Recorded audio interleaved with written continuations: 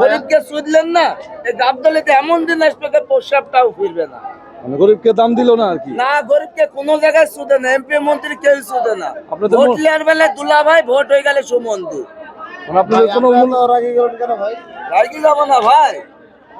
কোনদিন 2 লাখের গরু 1,80,000 খালি 80 হয়, এই মাদার 80 দাম বলে 2 লাখের গরু 7 মন ওজন, কত হয় ভাই?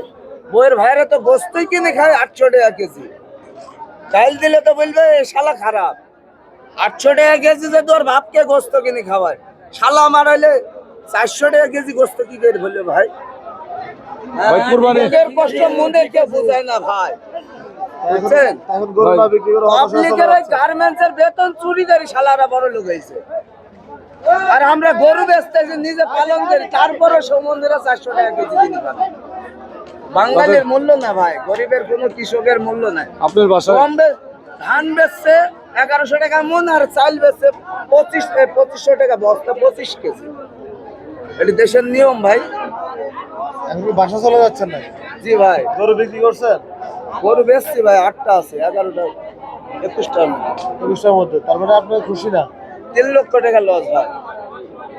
ভাইয়ের বাসা কোথায়? কুষ্টিয়া দৌলত। হাটের অবস্থা কেমন দেখলেন? হাটের অবস্থা খুবই খারাপ ভাই। কিছু কিছু লোক বাড়িতে মনে হয় যাইতে পারবে না ঋণগ্রস্ত। কারণ আমরা মনে করেন যে গরু নিয়ে আসছি বাকি, আমি মনে করেন 21টা গরু নিয়ে আসছি, তার মধ্যে মনে হয় 3টা গরু আমার লগর টাকা ভাগদার কি সব বাকি। কিন্তু আমি যদি বাড়িতে মনে করেন আমাকে তো ছেড়বে নাকি, কারণ আমি তো বাকি লেস, তারা তো আমাকে ছেড়বে না। ভাই একটু আবেগী হয়ে যাচ্ছেন ভাই। গাইল তো সাথে দিচ্ছি না ভাই, কষ্ট দিয়ে বলছি। বড় কষ্ট। ঠিক আছে, আমি যে কিরি করছি, কোন মাথার চোদ্দে বড় লোক দয়ালু, এ সুদের ভাইরা গোস্ত জবাই করি, গরিবকে দেয় 1 পিস, আর শালারা লিজা ফিরিজে তুই দেয়, নাম কি কুরবানি।